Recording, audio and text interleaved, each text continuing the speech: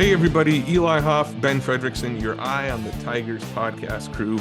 We're talking a little transfer portal because that is dominating college football right now, as it does just about every December. And Mizzou is in an interesting spot this offseason when it comes to the portal because the Tigers are looking for a quarterback. Brady Cook is out of eligibility after this season. We've seen a little bit of Drew Pine, but it also seems like Mizzou is going to want to bring in somebody to, at minimum, compete with Pine going into next year, if not just come in as the favorite to be the starter for 2025 and potentially beyond.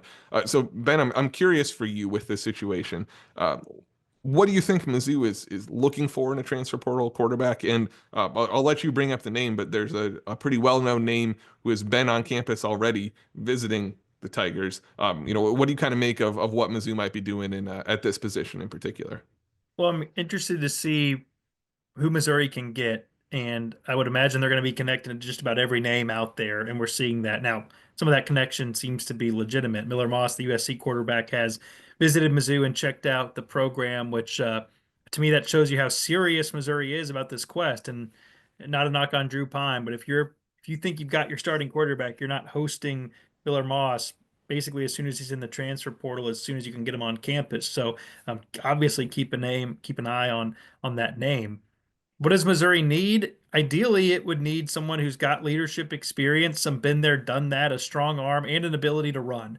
And oh, by the way, if you could have a little bit of eligibility left, but not so much that you start to make incoming quarterback recruit Matt Zollers wonder if he needs to check out the portal sooner rather than later, that would be ideal. And I think the best way you do that is probably get somebody with two-ish years of eligibility left. But really, the one thing I'll stress, Eli, is yeah, you want him to have an arm and you want him to be able to run. You got to be able to move the pocket and extend plays, create plays out of nothing in college football today. Haven't seen Miller Moss do that a lot, so that would be my little hesitancy there. Doesn't mean he can't, but one thing you can't underestimate with Brady Cook leaving, leadership, an ability to be the voice, the face, the driving engine of a team. It can't just be one guy filling in for Brady Cook, but for all the things Brady got picked at over the years, leadership and this team really rallying around him as their quarterback, it's hard to get that out of the portal, but you better prioritize those characteristics if you're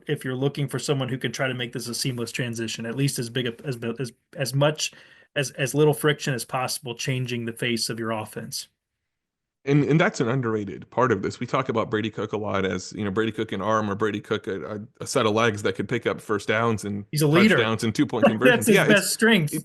he was a 3-year team captain, and I Yeah. don't think that was ever for nothing that he had that. And so is the portal quarterback you bring in going to automatically be a team captain? Maybe, maybe not. Maybe that isn't even important or necessary. But you do need somebody who's going to replace that to some degree because you're also going to be having a new primary running back, new primary wide receivers, 3 new starters on the offensive line. Somebody needs to be able to bring all of that together. Usually that's the quarterback's responsibility. So that's where I do wonder if Mizzou goes with a little bit younger player who has multiple years of eligibility, somebody like a Jackson Arnold who's coming out of Oklahoma, somebody like Fernando Mendoza who's in the portal today out of Cal. Both those are guys with multiple years of eligibility. It's not to say a young guy couldn't lead. Again, Brady Cook had 3 years as a team captain. That meant he had the captaincy pretty young, but it's maybe not as natural at that point.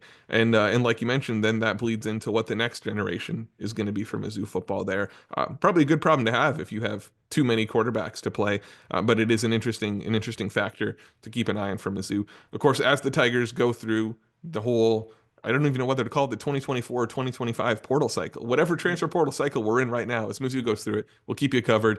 You Yeah. can listen to the latest Eye on the Tigers podcast episode. Ben and I talk about some of Mizzou's losses to the transfer portal already, plus a pretty big basketball win over Kansas. Go ahead, Ben. You got something. Hey, one more thing, and I'll leave us with this. For people who are worried, just stay calm.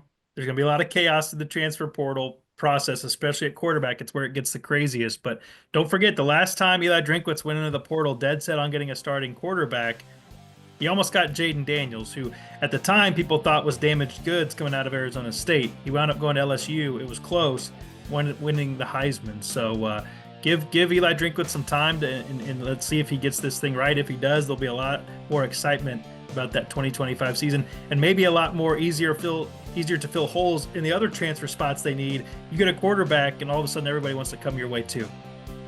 Exactly. It's maybe not the first domino, but arguably the biggest domino that will fall this offseason for Mizzou. Of course, we'll have you covered on the podcast here at the St. Louis Post-Dispatch and stltoday.com as well. Thanks for listening, everybody.